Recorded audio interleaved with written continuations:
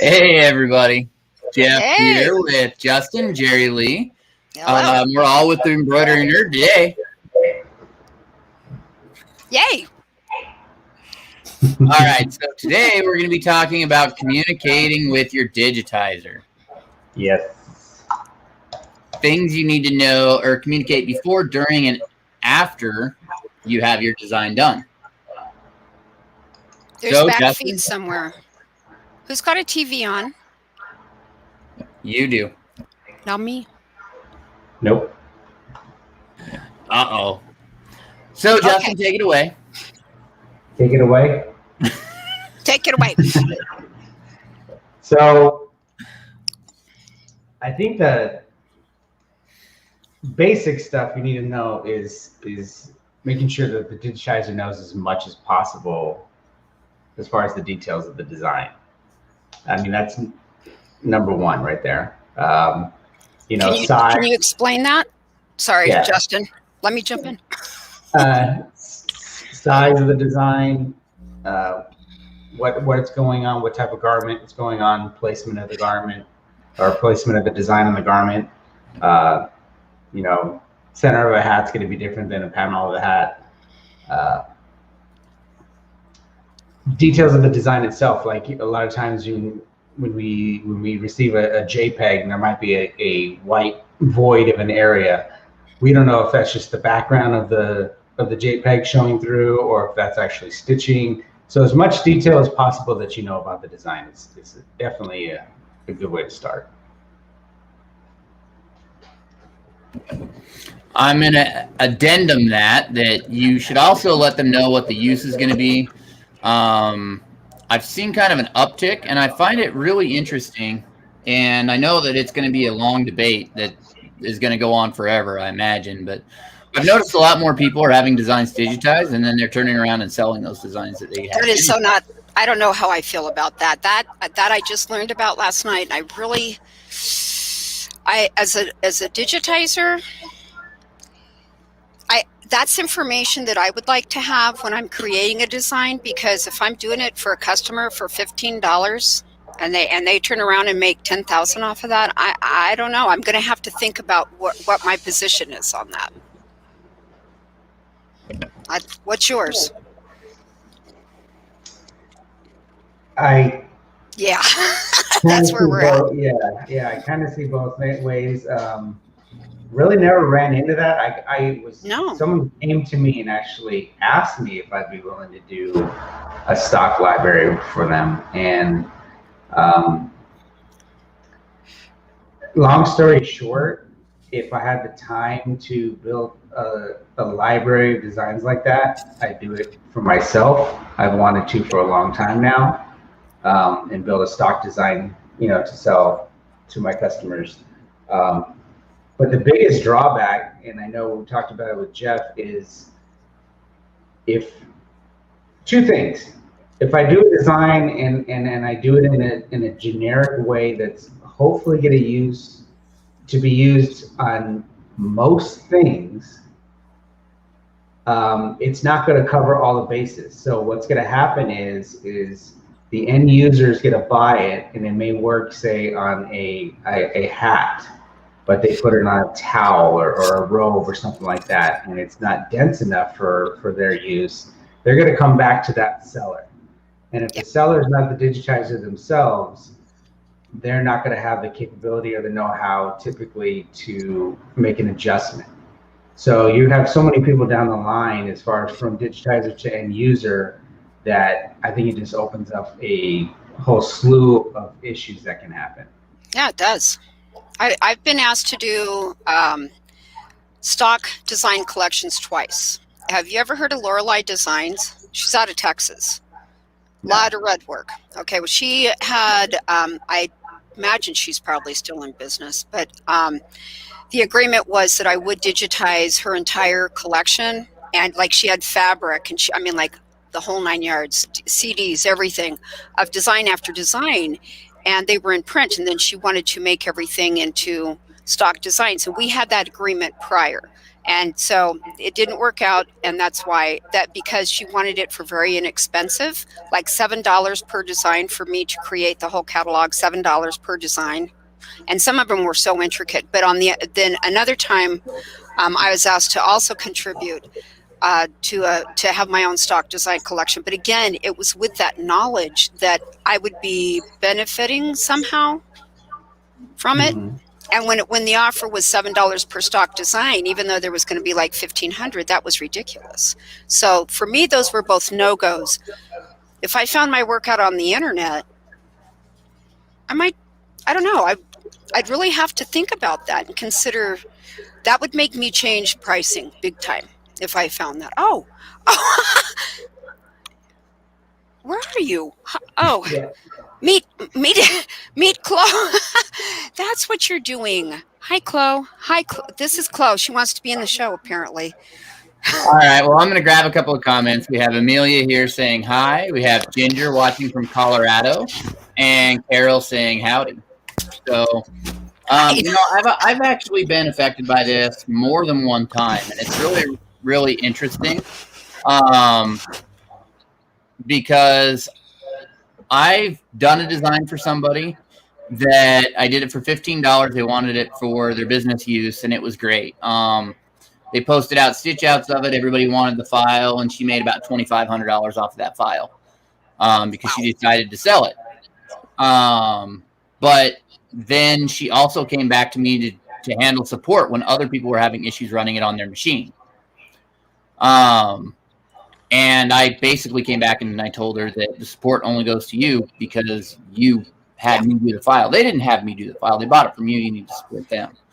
But I've also had it where people have come to me and they're saying, hey, I want to throw this file on my Etsy. I want this design to put on my Etsy store. Will you do it for me? And I've said yes. And I've done it. And I've done it for them. But it changes. Not only does it change my pricing, it changes the amount of support I'm willing to give, the number of revisions I'm willing to give, and it changes the way I digitize it a little bit. A lot of the times when people come to you, they'll say, hey, I've got this design. I'm putting it on the front of a flex fit hat, and that's what I want it for. And they may come back in here and they may say, oh, I want to change it to a flat. And, you digitize it for the most common left polos, but you're not, like you said, you're not putting it for a towel. You're not putting it for whatever. Yeah, there's a lot of work that we as digitizers put into, trying to customize it. It's custom. It's 100% custom.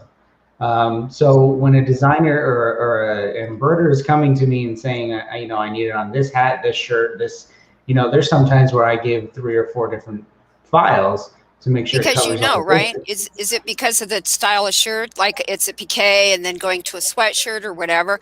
Yeah, exactly. Same thing. Or or dry fit or something like that. I'm going to change the way I do things to make sure that their use of it is going to be correct. And I mean, I doubt there's some legality because it's not like we're creating a logo, say. Like everybody knows you can't use a professional baseball team's logo or a Nike swoosh or something like that. Those are pretty much run-of-the-mill. Everybody knows. Off limits, yeah. But as digitizers, all we're doing is we're taking their design, their artwork, and we're programming it so their machines can embroider. So yes, there's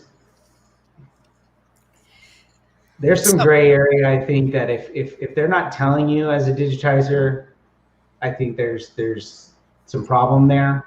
If they're planning on selling it. Most of the time that I've seen, that I know of, the big names out there that do stock design selling, Urban Threads and Dakota Collectibles and all that, those are people working there digitizing. So they're controlling their designs, they're doing their designs, they're most of the time coming up with the designs themselves as far as the artwork's concerned. So, they have all the support and all the know-how to sell it the way they need to sell it as far as to the public like that. Well, a lot of stock designs, if you go to that stock design area, You'll see like Dakota Collectibles, for instance, every single stock design that's in a stock library, the general, and I think you would agree, but we'll see. They're digitized for knits. Everything that's a stock design that's out there on the market that's being sold is for a knit. That's the most common thing that it's used for, and that's what they're generally made for. Right. And it's just out of a catalog. Yep. Right. And so we have Candace here saying, isn't there legal gray area in the area in there? You know, it's really interesting because I see a lot, there's a discussion of who owns the file. If you pay to have the file digitized, and your customer comes into the shop and says, hey, I want that file. And they're saying, who owns the file? Is it the shop? Is it the customer? You know, that really, really depends on how that's all structured. But I've never seen a discussion on if they want to sell the file, who's responsible for support of that file? Is it the digitizer or is it them as soon as they post it up online for sale? They are. If they post it, then they're claiming ownership and they can do it as a digitizer. Somebody comes back to me like that, I'm sorry. No, I won't. I don't have time to support a $15 design for something somewhere else when I know I digitized it for a specific item. I'm not going to do that. I will do my regular customer, my customer, absolutely, but her customers, that's not my job. She sold it, it's her job to support it, or his job, whoever. Yeah.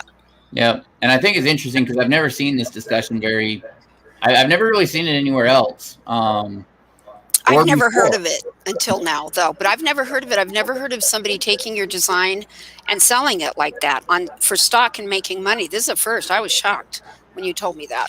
You know, I think it's been of recent years that we're seeing that because of the Etsy stores and the Shopify's and all that.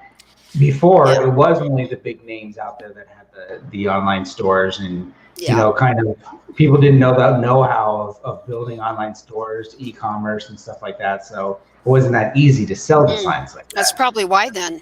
You know, and right now with social media, you post a picture. I see it in the groups all the time. Somebody posts a picture of something that they sewed out that looks really nice, and people are instantly, hey, can I buy the file from you?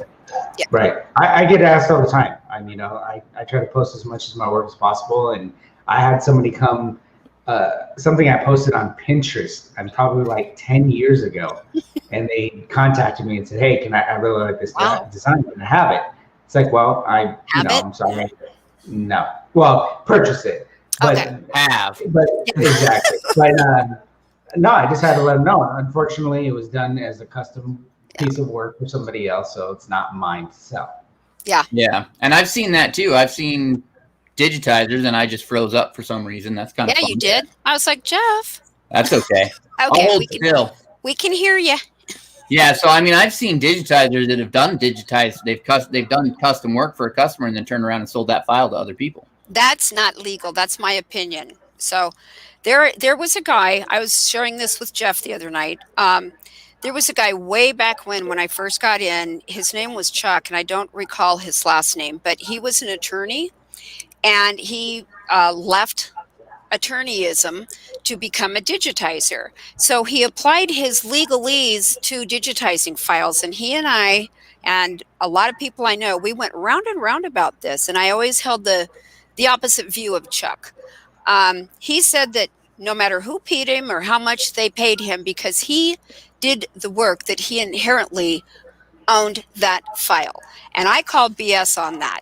When you are paid for something and you execute that, they have purchased your skill and your ability, and they have paid you in full. I don't know how a digitizer can retain ownership when you're a digitizer for hire. I don't think so. But Chuck always felt that he was, and he felt he had the legal ground to do it, and he's the only one who ever said that. You know, I think that all runs into how you present that to people when they come to you. If you let them know up front, hey, I'm not releasing the rights to the file, terms of service. I'm going to use air quotes again. There you go. Their fingers dancing in the air. Yep. Terms of service. That's when you know it's serious. We start doing this. We have a question here from Ginger. Is it okay to ask a digitizer uses your digitizing software and ask for a design file, i.e. BX for stitch artists in my case? So in my opinion, yes, it is totally okay to ask your digitizer, hey, can I get a native object file for my software? What you should expect in return is one of two answers. Yes, I can do that, or no, I do not own that software. If you want to use a specific digitizer for something like Justin, I believe you have Wings and Embrilliance, right? So if I, or not Embrilliance, Wings and Wilcom. Yeah. 2 W's. So if I come to Justin and I say, hey Justin, I want a Pulse file. Justin's not going to go out and he's not going to buy Pulse software to do my file. Digitizing software is really, really expensive. So Wilcom, I think stock is around 4,500 ballpark. I don't know for sure. Wings is also very expensive. I know my copy was a couple grand. I paid $20,000. You Yep. heard it right. 20 grand I paid for my software. Yep. That's how long ago I got in, so that's why. So investing in digitizing software is a very, very expensive thing, and the more software somebody has, the more money they've invested in it, and there is a possibility that they're not going to have your software. But there's another answer to this too that I want to interject, and that is if they do have the software, some digitizers will not release the file because they say, nope, that's my name and I don't want you mucking with that, and so they won't release it.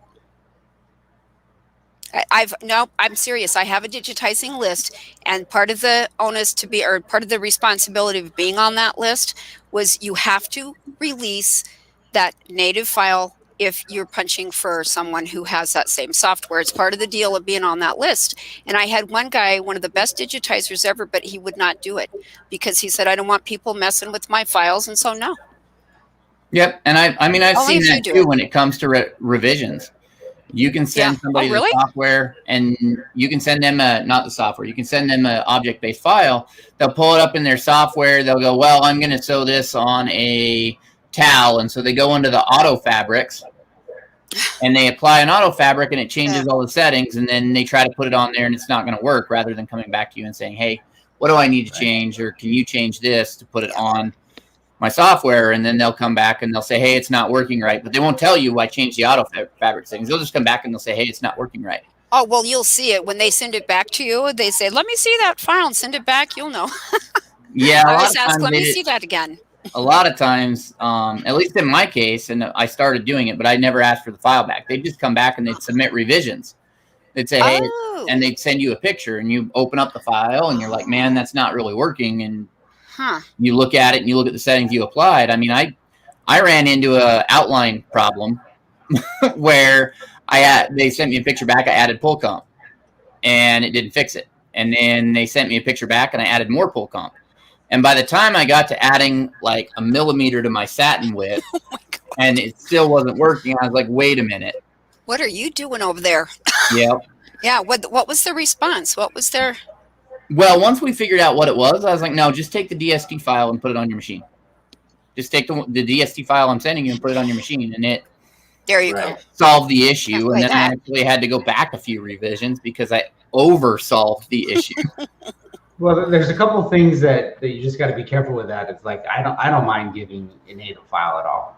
If anything, if my customers have the ability and the know-how and the software on their side, that takes a little bit of the real quick, easy revisions out of my hands that, or that the customer may have to wait till I see that email or finish a design I'm working on, that they can do themselves really quickly. A couple things they need to remember though. Just because someone says I can give you an EMB file for Wilcom doesn't mean it's a real EMB file. It's almost like someone taking a JPEG image, saving it in Illustrator and say it's a vector image. Exactly. There's the free softwares out there. I don't know if they're free anymore, but like what's there's the Pulse Wilcom Ambassador, Tajima Ambassador. It is. They have that. That is still out Ambassador, exactly. So I can take a generic DST, take them into these converters, and give you a PXF file for Pulse or an EMB file, but it's not. But it's not. And it's interesting because I find that in actual digitizing, like on stock design sites, you open it up and you're like, oh man, cool, there's an EMB file. And you download it and you open it up in your software and you're like, oh, that's a fake file. Yeah. Yeah, I mean, it could list 10 different files, and they're all Mhm. going to be the same DST file, just saved in 10 different ways. Yeah. Exactly. Exactly. So I'm going to bring up a comment here. We're just skipping over Matt's comments because he should technically be here. We have Renee here saying, when helping someone troubleshoot a file, I always ask them to send me the actual DST file they're running. Otherwise, you're troubleshooting blind. Yep. That is honestly something I've learned the hard way. Yeah, you have to ask for what they're stitching. And I try, if they are punching in the same software I am, I always ask for that native file so I can see what the heck they're doing in there. Otherwise, a DST, and you can see from there too. Another thing too, one of my customers put it perfectly. He said that every digitizer has their own DNA. So they have their mark. I can tell when someone says, "Oh, I have a problem with a file," and it may be something that I supposedly did 2 years ago, and I can't remember every single design I've done. But when they send me the file back, I can know right away that's not my file. Yes. Oh, yes. Yeah. We all know our own work, and we can tell other people's works if we run a lot of them. Mm-hmm. That, like, before I learned to digitize, I was using OESD, the Oklahoma. OESD, Oklahoma Embroidery Stitch Designs, and they had like a pool of digitizers, and in big groups like that, they'll throw designs into the table, and the digitizers that are working for that company will come pull things off the table, whatever they want to do. So if you have kind of the same flavor of designs that you're stitching, it's kind of interesting how you'll end up with the same digitizer in that company doing a lot of the same designs. So you start to see that difference in files that way too. When you're using stock designs and they're using, a pool of digitizers, you can tell who's where sometimes. Yeah. Absolutely. So long story short, we'll now move on to the middle section of that. After the information you provide to your digitizer, what you should do while you're stitching. If you have a problem with a file, tell your digitizer. Yes. Always go back to them, and I've seen people have a problem with a file, and the first thing they do is post it on Facebook. Yeah, thank you so much. Give me a -5 review, but don't let me fix that, please. I'm having this problem with the file, and you're like, well, did you talk to the digitizer? No. Do I need to? Yeah. Yeah. You do. I recently saw a post, and I'm not going to say where I saw it or how I saw it, but I'm sure it was on Facebook. Basically, they said I had this design digitized for a patch, and it sewed out great. And I put it on this hat. I tried to sew the design on the hat, and it looks horrible. Well, yeah. But they didn't made for a patch. But they didn't go back and request an edit. They just said, what's going on? And I can kind of understand that when people get new, they immediately want to take a picture and say, hey, internet, tell me what's going on with this. But, to me, I'm a big fan of giving your digitizer the benefit of the doubt. And they, a lot of time, everybody has their off days. I'm not going to say that every design I send out is perfect, because it's not. Everybody has that one. Everybody has that one design that they're going through, and they miss the setting. They forget to set that. They have a random trim in there. You can always send a picture to your digitizer. Anytime somebody sends me a picture, I immediately think, okay, what's wrong with it? Even when they're sending me a picture because they're happy with the sew out, I still go, all right, what do I need to do to make that better? Because I assume that they're not happy with it. But if you're having a problem with the files, send a picture to your digitizer. Or to Matt. I think you should send everything to Matt. If you're happy with it, then send it to Jeff. You should take a picture and send it to your digitizer. I love getting pictures from my customers when they're happy with stuff. Yeah, I can honestly tell you that there's been a lot of times that I've said, well, they haven't sent it back, so it must be okay. Right. Makes you wonder sometimes. As a digitizer, I mean, all you can do is assume that. If they're not coming back to you for a revision or a change or something like that, then they're happy. I mean, there's been times where not only is it that digitizers are flawed, there's times where I may get a new customer and they use me once, and I don't hear from them for a while, and then I go back to them and say, hey, you know, I want to follow up, make sure that everything's good with that design. I haven't heard from you. And they're like, oh, well, it didn't work, this, and this. It's like, well, the translation from my designs to your machines can be different. If I'm sending you a file on your Happy next to the next person that's running on a brand new Tajima, they're going to run a little bit differently. And if I know those little quirks about your machines, those customers that you've used me for years and years and years, I know those quirks. It's almost like it's my machine sitting behind me. So it's, definitely go back to your digitizer. And if they're not willing to, or if they want to charge you to edit a file because you're having a problem with it, then yes, you need to find them. Yeah, you do. You need a different digitizer ASAP. All right, I'm going to grab a couple of comments here. We have Matt saying, if I have a problem, I send it to Jeff. And so I'm going to segue into the little ticker tape on there. If you have a problem with a design, send it over to us at embnerd@gmail.com. And if we like it, we'll pull it up on Digitizing 911, and we'll kind of go over how to repair that file. Timothy here says, I try to credit on social media when I post them. You know, it's if you're happy with their work, it's awesome. Totally. I like to see it. I like to see things people sew out and when they're happy with Absolutely. it. When I'm scrolling through Facebook and I see a picture and I'm like, oh, hey, I'm glad they're happy with it. That's awesome. It's very nice. I want to answer this one. I know. Jerilee's excited. I am excited. Ginger says here, why are there so many foreign digitizers doing work for pennies? Because the American dollar goes a million times further in another country, and what we require to sustain ourselves as digitizers in this country takes more. That's why. It's why USA digitizers charge more. We can't live on $3 a day. You can. I mean, I don't know because I'm not there, but I do know that the US dollar will go further in India or the Philippines or Thailand or wherever these guys are. And some of the most talented digitizers I know are out of this country. But they can do that work for nothing or very little, what we consider very little, because the US dollar. And so... and another thing I see with a lot more of the foreign digitizers than I do in the US is not all of them have purchased their software. Oh, that's true. They have not invested. So they don't have that investment that they have to pay back. So what did they do? I didn't say that. I'm asking you. It needs to come out. What do they do? What happens? What are they using? So a lot of times, there are a lot of people out there who make it their life's goal to crack software. And essentially, we see it on Facebook every now and again. We see people that are trying to sell cracked versions of the software for, $50, where it's a $4,000 software and they're trying to sell it for $50. So you can assume that it's not legitimate. I do not endorse that behavior. And, nope.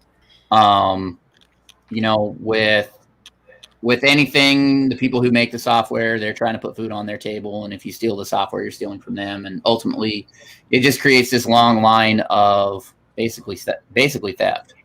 Well, it creates a problem in the digitizing world for other digitizers as well. When you're pricing for what you have purchased for your shop, the investment that you've made into your own living and your own well-being. And when you're competing with someone who basically has no overhead, they don't have a machine, they don't have the they didn't invest in the software. You can price quite differently. Yeah. It's a shame, only because, of course, I'm speaking of a US digitizer that has his, I think, competitive rates.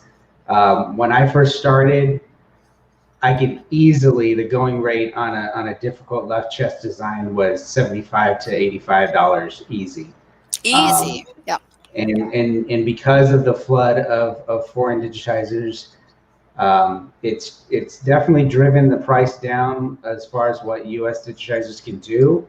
And not to say that there's not any talented digitizers that are overseas. There's plenty of them, but there is things you need to realize when you choose to go with the cheapest that people sometimes tend to do. There is a good chance that you are going to get inferior designs. Yep. There is a chance where you are ordering from someone who has decided to use stolen or cracked software. Um, there is a chance where you are ordering from a company that may have 10 to 15 digitizers in-house, and one day you get the good digitizer, and the next time you get the Yes. the lower level digitizer that doesn't know what they're doing. So yeah. Well, I want you to open that a little bit. That's the first segue we've had into that. Is that you just mentioned something really important about in-house digitizing when there's a whole group. That's another reason that they can afford to do it inexpensively, is because they've got 20, 30 people popping out designs. Yeah, and the consistency is not there. So I hear that all the time. Is I try to convey to people, especially the U.S. digitizers, myself and the ones I know, they may be more expensive, but the percentage of what you're paying more for a U.S. digitizer, I think, again, this is the fact that you find a good digitizer. Just because they're in the U.S. doesn't mean they're good. That's But right. if you find a good digitizer and you're paying that $5 to $10 more per design, as an embroiderer, you got to remember, $5 to $10 once is going to be a lifetime of heartache that you're going to get around running that design over and over and over and over again. Yeah. To me, I don't think that $5 to $10 is worth it, having an inferior design or a design that just may not be efficient on your machines, and now you've caused more time in production because of thread breaks or pathing because it takes twice as long, or ruining product because it's not digitized correctly. To me, you find that solid digitizer, you paid a little bit extra, language barriers, time that they can get back to you. Edits. I mean, those are one of the things edits. All the edits. You're asking for an edit at 10 a.m. They're not getting to you till 2 o'clock in the morning because that's their time during the day. So there's just things you gotta remember when it comes to choosing a digitizer. Yeah, and like a lot of people don't understand edit.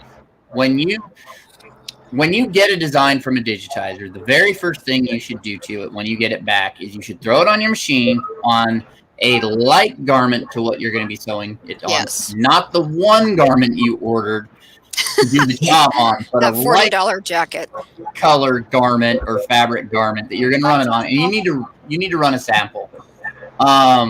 It's very important that you run a sample so you can visually inspect that the design is going to be okay. I've seen people not run a sample, and they'll throw it on a $40 jacket, and they've got one of them, and the job needs to go out, and it doesn't work.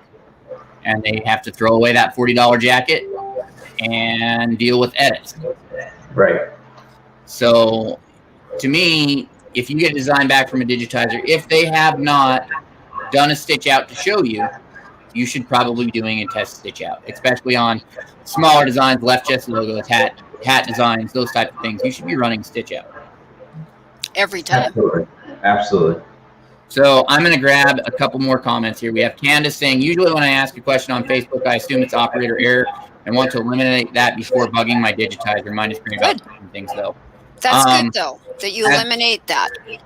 As somebody who digitizes, send me a picture. I can tell you if it's operator error. Digitizer will look at that and they'll say, no, that's operator error. They may say, hey, can I look at the back of it? Because they want to see what your tensions look like on the back of it. But as you come into a contract with a digitizer and you have them digitize something for you, your success is their success. Yes. We want you to be just as successful as we are. And so if you're struggling with something and you tell us, we want to help you get to the point that you're successful and you can sell that out and you can run your jobs, because your success is our success. So it bugs me when people are coming back to me that there's a problem that we have to go back and forth. It's just the simple fact that I want to make sure that my designs work for you.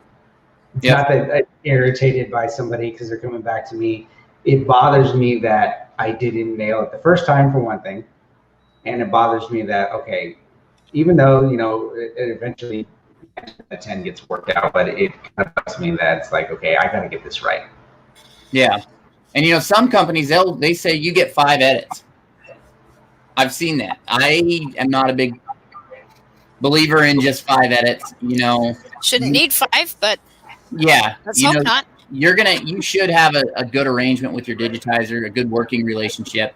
I can honestly tell you, like Louise out there, he runs designs on his machines. He works hard to make sure that his name is really, really good, and it is good in this industry. And he doesn't want to send out a design that you're going to have a problem with. And if you have a problem with your design, and your first instinct is I'm going to go spend another $20 on a different digitizer to have it digitized again, you should have the one digitizer you had do it again, or send it back to them for edits. If you send them a picture, they're going to look at it and they're going to go, okay, I need to correct this. Right. That's why a lot of times, like if the design starts with a revision, there's nice segue into difference between an edit and a revision. In my opinion, if I do the design originally and you need an edit because it's not working for one, or even a small edit where you're saying, hey, like I was running polo shirts before, I'm running a sweatshirt, need a little bit more density in the fill, I'm not going to charge you for something like that. Right. A revision is if, say like this design here, this is the original layout, and they're like, well, I want to do it straight across the hat now, and I want to change the orientation of the text, and I want to add a border. Now you're revising the design. So yes, more than likely I'm going to have to do some, if not most, of the digitizing over again. But there's a lot of times where someone will give me a DST file, like our digitizing 911, where like, hey, I need this quick edit in for the problem that they're having.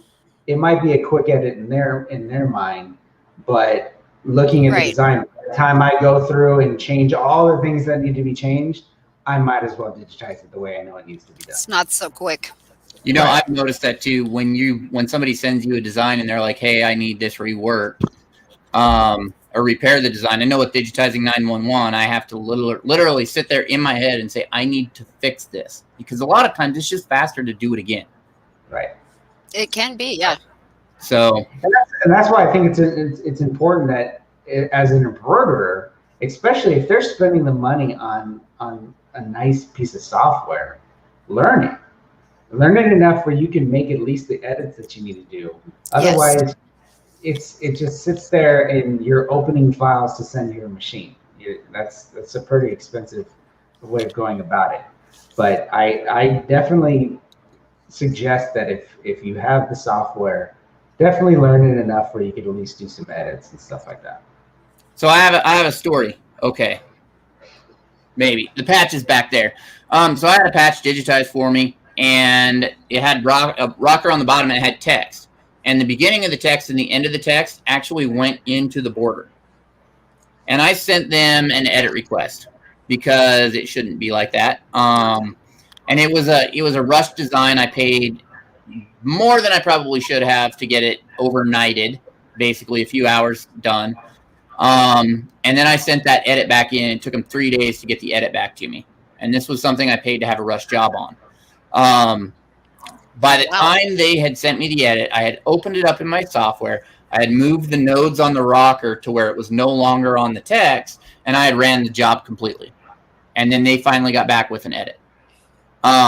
So there are some times that there's a quick, simple thing that you can do if you're not able to get a hold of them. And this is, this was back when I first started, so I didn't really know. And I hired somebody overseas.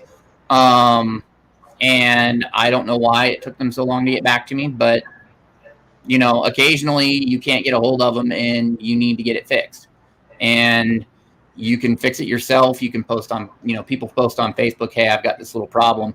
And there are people that are willing to help, but knowing how to make those little bit of edits, I didn't know how to digitize at the time. I didn't know how to redigitize it, but I looked at it and was like, well, I just need to pull these out just a little bit. And I did, and it worked. Sometimes some other invention, man, when we need to get somewhere, and when you've got a job sitting on that machine, you've got money, and you need to finish the job. You've made a commitment to your own customer. You need to know how to work around the obstacles that may appear before you that prevent you, and to do that, and not getting a hold of a digitizer and you not knowing how to edit will affect your income and your ability to serve your customers well. All right, so I'm going to go through. I've fallen behind on comments, so I'm going to go through and catch up on comments here. We have Timothy here saying, here's why I support local when we contract these jobs out behind the scenes. We want the customers to support us as a local business too. We should work together toward doing the same things we want our customers to do as well. Agreed. Support those who support you. And I have a little story there, just a little one though. Okay. When I lived in Sisters, Oregon, the high school would come to me and ask me to donate. And so I'd make things for them, and I did this thing and that thing. They would go to the local businesses. I was the only embroiderer in town.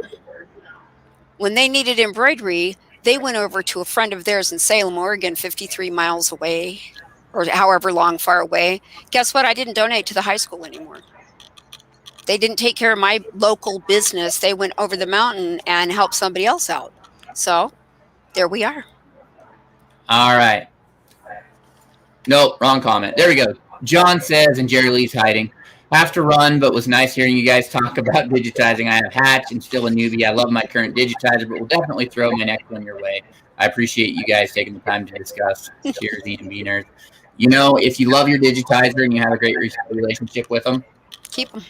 Yep. I mean, that's what you want. If you have a digitizer, you have a great relationship with it. I mean, grow that relationship. There are reasons people will religiously follow their digitizer. Absolutely. It doesn't hurt to have a secondary one just to have in your pocket. Yep. Maybe throw them a design here and there just to build that relationship, and that they work well with you. Because there is times where digitizers, we get sick, we want to take a break, things like that. Yeah. Just having a secondary one. I know there's a few customers that I see in our group that I see them posting work from Louise and work from me, and I'm not going to get upset about that. They need to do what they need to do, and using someone like Louise that I know does a good job, I don't blame them. So, but yeah, I think it's always good to have at least 2 digitizers that you work with.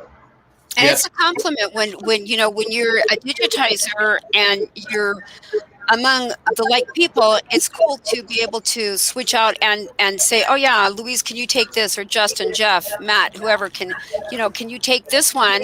I've got this and this to do, and then you help them out. I mean, it's really, embroidery is a family. It's an interesting family, but it's a family. Just a little thing behind the scenes. There is digitizers out there that we all talk, and we do help each other sometimes. Yeah, we do. Yeah. So we have Renee here. That's true of digitizing companies anywhere. Really good digitizers get overloaded with huge demand. They hire apprentices to work under them and help them with the workload. The quality can slip in varying degrees. Absolutely. I have a story about that too.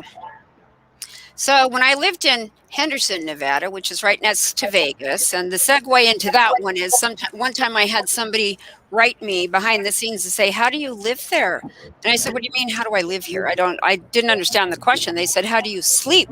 I said, what do you mean, how do I sleep? I still didn't get the question. Well, all the lights from the Strip. Oh my God.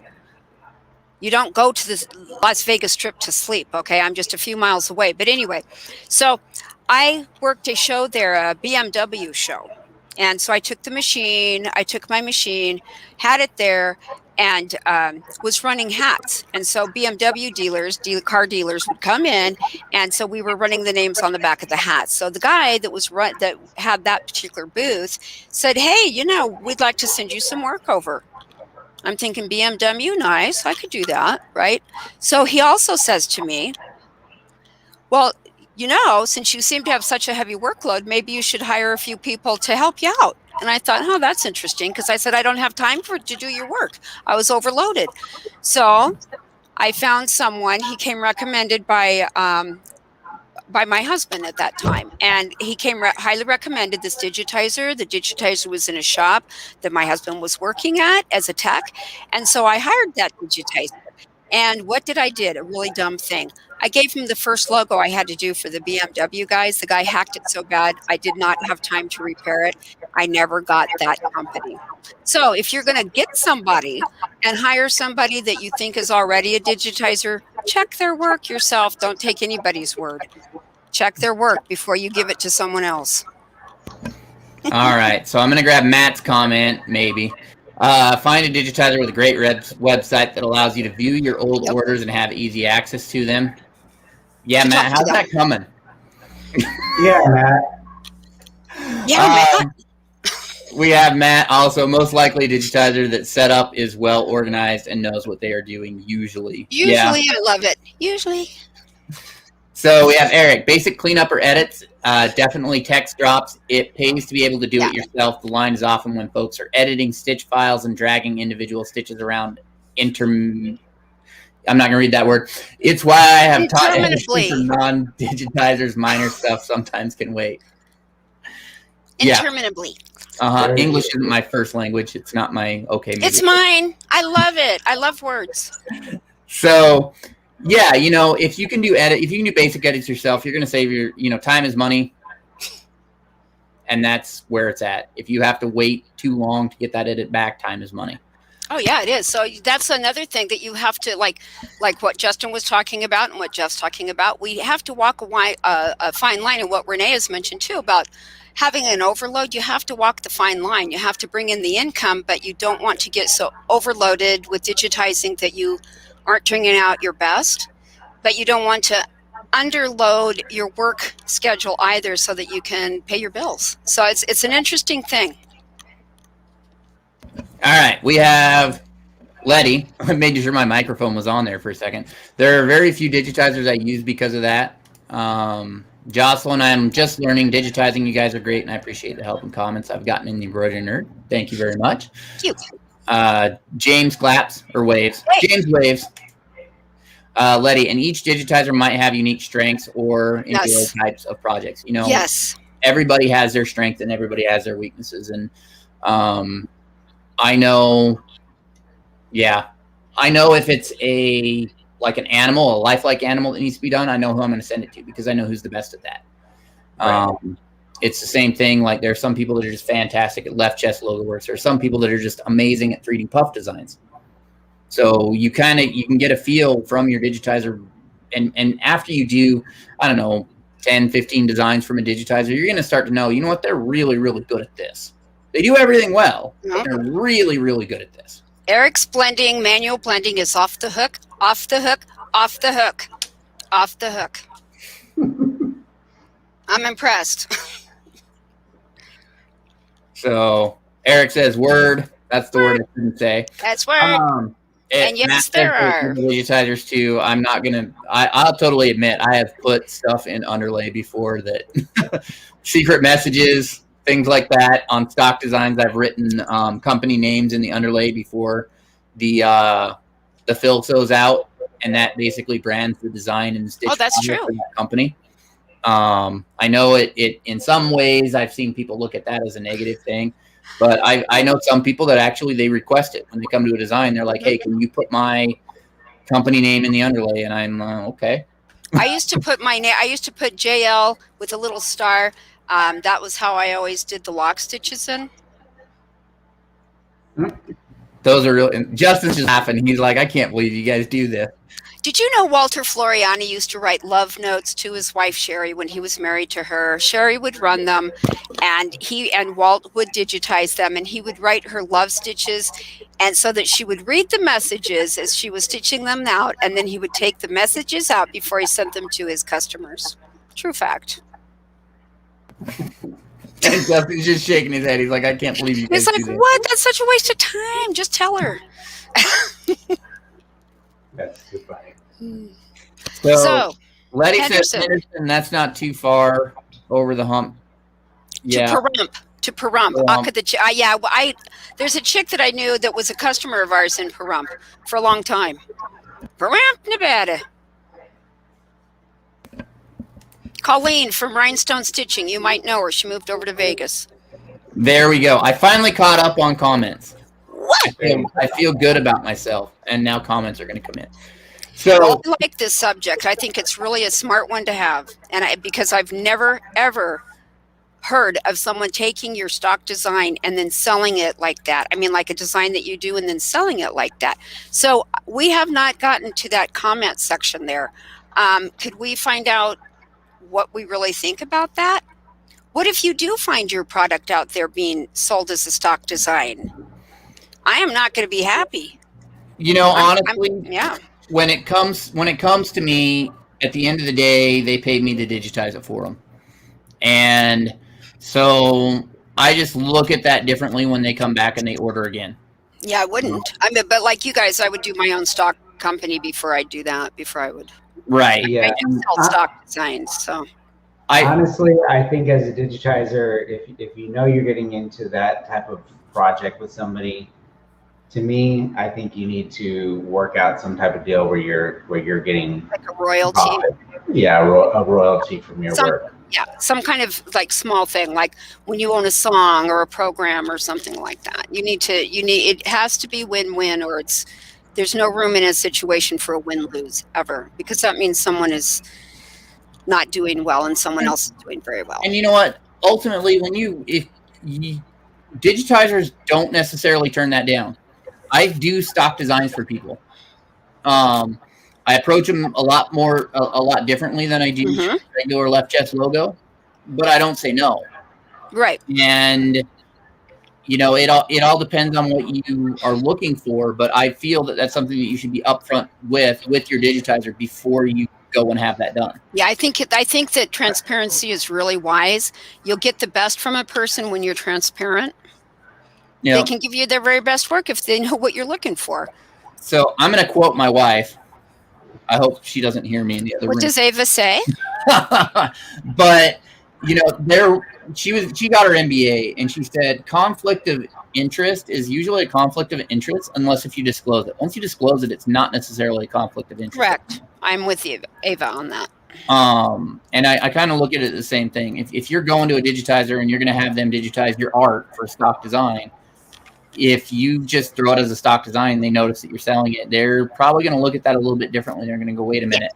You know, if you come to them and you say, hey, look, I developed this art. I want to put it on a stock design on my Etsy site. You know, I then know what I'm getting into. Yeah. I know exactly. I'm gonna explain to them, this is going to be our edit policy on this. If your customers have problems and they come back to you, this is how we're going to handle that. And you know, then they're informed, and they're not trying to sneak anything past me, and I'm informed, and it kind of, to me, it works out for the better. But I'm curious. I am very curious. I want to hear that bottom line. I like a nice finish.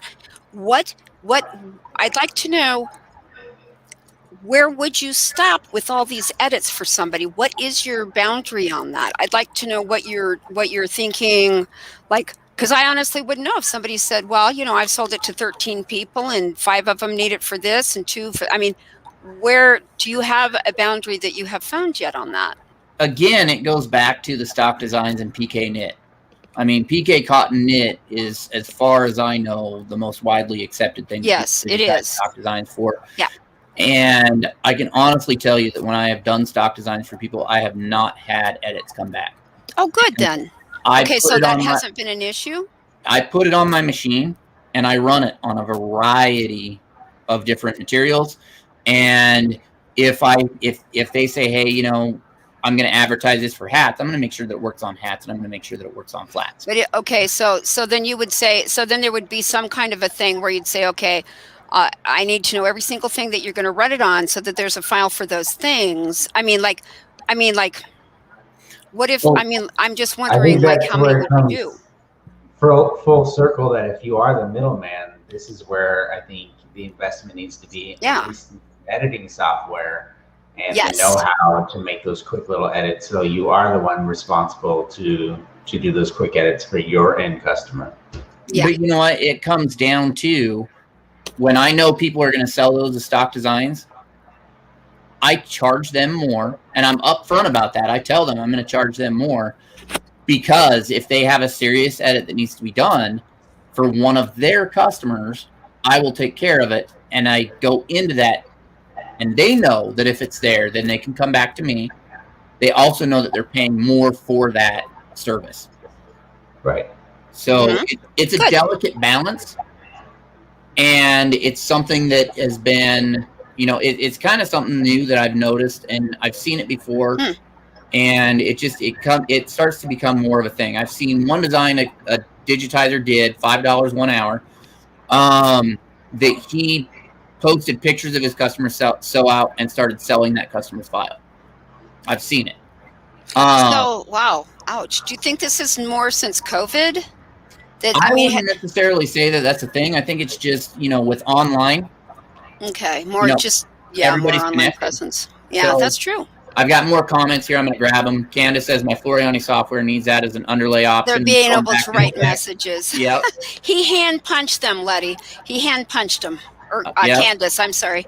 And Letty says here, there is a difference for releasing the file and say it's yours to have reproduced as you need it, and reselling the design as a stock design. Now, if you divulge that as your upfront purpose, that's different, and get the compensation you need. It's transparent then, and it comes back to transparency for me. And Eric says, it's all about who you deal with. I won't tell tales out of school, but it's amazing what people will use your work for or what they will do once they have it. I certainly have done stock and assets for certain. Yep. And this has been going on forever. And I see it more. I've seen it more recently. I'm not going to say it hasn't gone on, because like one of my first designs I did when I started doing digitizing, it happened to. And, I've seen it before, but I've started to see it a lot more recently, personally. And maybe it's just I'm noticing it more, or I see it more on the internet. But I guess it's trending. I'm going to use the air quotes. I'm sorry to hear it. And that's why we have to do. I'm sorry, Justin. Go ahead. No, go ahead.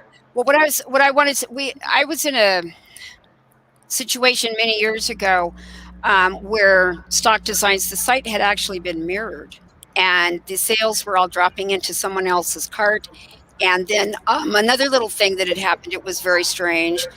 And I saw some things that were really strange during this time, but there was an underground embroidery thing going on where they were swapping designs. Like you take a full disc of yours, like 6 of those, and you'd go swap them to the other 6 people at that party for theirs. And so everybody would go home with like 7 different files. It was like strange stuff. Yeah, and see, with the adage of the internet and email, that kind of compounds very, very quickly. It happened big, So Letty says that it's not unique to embroidery, unfortunately. No, and it's not everywhere. When it starts to come with digital assets. Yeah, I think it boils down to take the high road. Be always, just because you can. Yeah, give credit when credit's due. Stealing people's ideas and when they come up with stuff or something unique or inventions or anything like that. Always walk with integrity. Always come from of integrity. Always. And that's why this group works for me. I mean, I think you're better off if someone comes up with something, especially if it's something brand new where it's never been done before. And you want to duplicate it, or you want to try it or something like that. Yeah, be truthful with that person, or talk to that person, or get the permission, things like that before you go out and especially these ones that they're taking it, putting it out there, calling it their own. Yeah, I mean, that's just bad business. You always want to give credit where credit is due, always, because what goes around interestingly comes around. You just do. I had a piece of my work be entered into a magazine with a woman who was really harsh to me for many, many years, and it looked like it was her work. It was mine. So I'm gonna pull in one more comment. We have come to the hour, so I'm really gonna try to not go into too much bonus time. But Eric says, let's not even go into digitizers using pics of our samples. Yeah. Seriously, I can't count the times it's happened. I have That's what I'm talking about. I have seen a digitizer out there advertise Eric's work as her work. Yeah, we did see that. Yes, we did. And I've seen it. I've had it happen to me. Yep. It amazes me that somebody will take a picture from an article in a magazine that is somebody else's work and be like, "Yep, this is mine." No, Exactly. Eventually it's going to circle back, and people are going to find out, and it can destroy your career. My work was featured in a magazine under another digitizer's name, and it never got corrected. Oh wow. Yeah. Yeah, that one hurt. Beautiful shading too, but that's life. So that brings us to the hour. Jerilee has a announcement on the shirt. So okay. All right. So this here shirt needs to go home to its new person. Okay. And I asked folks to submit funny stories. And then what I did is, so funny stories about the beginning of anytime in their embroidery. And I couldn't pick a story. So I had my roommate do it. And I will tell you the first one, we decided not, because she just liked it because there was a cat.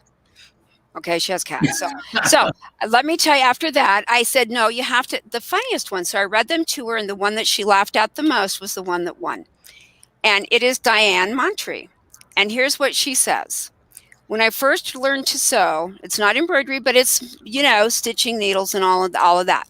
When I first learned to sew, I once made a pair of, I'm so sorry.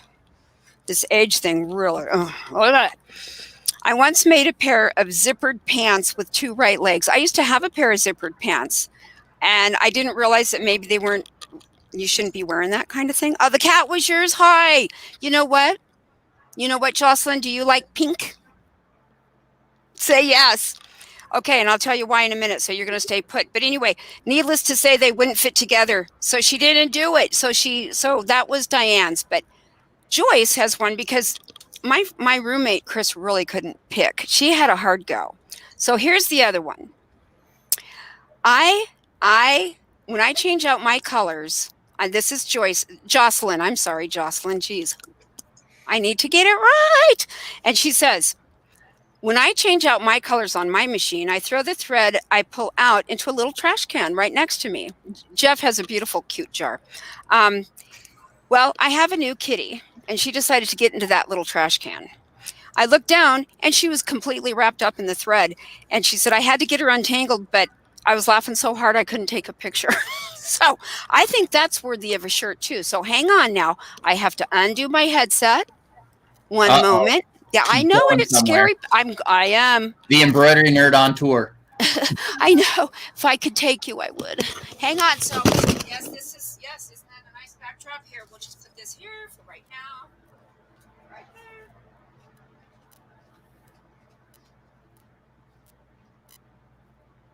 All right. So I'm going to grab a couple of more comments here while Jerilee's doing that. Matt says, nothing is worse when digitizers steal something unique you developed and claim it as theirs. I would agree. Jocelyn, the cat was mine. And yes, she likes pink, and it's okay. And Letty says that was funny. It was definitely funny. So Jerilee came back. Almost. Jocelyn, meet your shirt. And there you go. So. Yay! Okay. So, Jocelyn, I need you to DM me your shipping address, please.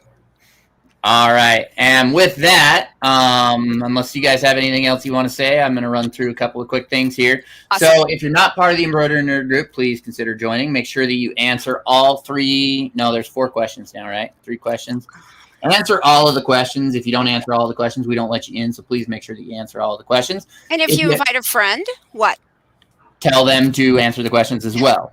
So if you have a design that you're having trouble with, please email it to thembnerd@gmail.com, and we'll take a look at it. And if it looks like it would be a good candidate, then we'll go ahead and bring it onto the show and do a Digitizing 911. Justin did a webinar last Saturday, and it went really, really well. And if you would like to see that, it's called Breaking Down the Basics 3D puff-on hats. It goes over a little bit of digitizing as well as the process that you need to do to fill it out on a hat. I learned a lot. So if you would like to take a look at that, that is up for sale. The replay is for $20. And with that, that's everything that we have going on right now. I'd like to thank you guys for hanging out with us. And again, I'm Jeff, that's Jerilee, and Justin from JAR Digitizing Studios, and the Embroidery Nerd. And thank you guys for hanging out. It's been real. Bye.